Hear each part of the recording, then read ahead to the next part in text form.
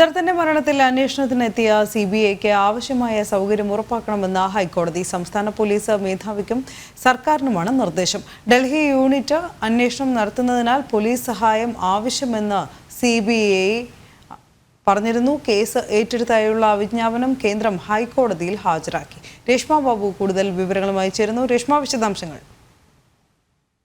സിദ്ധാർത്ഥന്റെ മരണത്തിൽ സിബിഐയുടെ അന്വേഷണം വൈകുന്നതിനെതിരെ നേരത്തെ തന്നെ ഹൈക്കോടതിയിൽ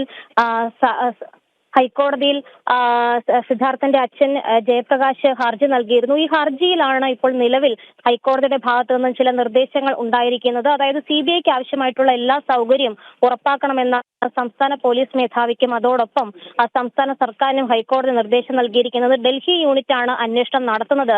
അതുകൊണ്ട് തന്നെ എല്ലാ സൗകര്യം പോലീസ് ഉറപ്പാക്കണമെന്നുള്ള ഒരു ആവശ്യം സിബിഐ ആണ് ഹൈക്കോടതിയിൽ മുന്നോട്ട് വെച്ചത്. നേരത്തെ തന്നെ ഹൈക്കോടതി ഒരു നിർദ്ദേശം പറഞ്ഞിരുന്നു. അതായത് ഈ കേസ് ഏറ്റെടുത്തതിന്റെ വിജ്ഞാപനം അത് ഹൈക്കോടതിയിൽ ഹാജരാക്കണമെന്ന് ഹൈക്കോടതി തന്നെ നിർദ്ദേശിച്ചതിന്റെ അടിസ്ഥാനത്തിൽ ഇതിന്റെ പകർപ്പ് കേന്ദ്ര സർക്കാർ ഹാജരാക്കി. ഒപ്പം തന്നെ ഏപ്രിൽ 5-ന് ഈ FIR രജിസ്റ്റർ ചെയ്തതായിട്ടും സിബിഐ ഹൈക്കോടതിയെ അറിയിച്ചു. തുടർന്നാണ് ജയപ്രകാശിന്റെ ഹർജിയിലെ നടപടികൾ ഹൈക്കോടതി അവസാനിപ്പിക്കുകയും ചെയ്തു. എന്തായാലും സിബിഐക്ക് ആവശ്യമായിട്ടുള്ള എല്ലാ സൗകര്യങ്ങളും പോലീസ് ഉറപ്പാക്കണമെന്ന് കോടതി ഉത്തരവിട്ടിരിക്കുന്നത്. അതോടൊപ്പം തന്നെ സംസ്ഥാന പോലീസ് മേധാവിയും ഇതിനാവശ്യമായിട്ടുള്ള എല്ലാ സൗകര്യങ്ങളും സംസ്ഥാന സർക്കാരും ഇക്കാര്യത്തിൽ ശ്രദ്ധ പുലർത്തണമെന്ന് കോടതി പറഞ്ഞിരിക്കുന്നത്. നേരത്തെ ജയപ്രകാശ് നൽകിയ ഹർജിയിലായിരുന്നു ഹൈക്കോടതി ഈ വിഷയത്തിൽ ഒരു വലിയൊരു ഇടപെടൽ നടത്തിയത്. അതായത് ഈ സിബിഐ അന്വേഷണം ഏറ്റെടുത്തുകൊണ്ടുള്ള വിജ്ഞാപനം കേന്ദ്ര സർക്കാർ ഉടൻ പുറപ്പെടുവിക്കണമെന്നുള്ളതായിരുന്നു ഹൈക്കോടതി നൽകിയ നിർദ്ദേശം. മാത്രമല്ല, സംസ്ഥാന സർക്കാർ എന്തുകൊണ്ടാണ് ഇത്തരത്തിൽ രേഖകൾ നൽകാനടക്കം വൈകിപ്പിച്ചത് എന്നതടക്കമുള്ള ചോദ്യങ്ങൾ കോടതിയുടെ ഭാഗത്തു നിന്നും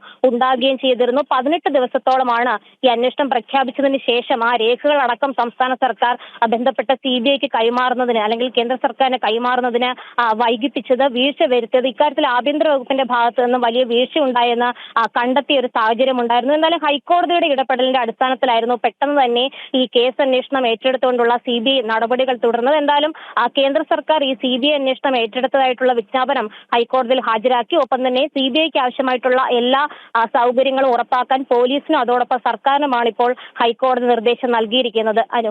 ശരി രേഷ്മ.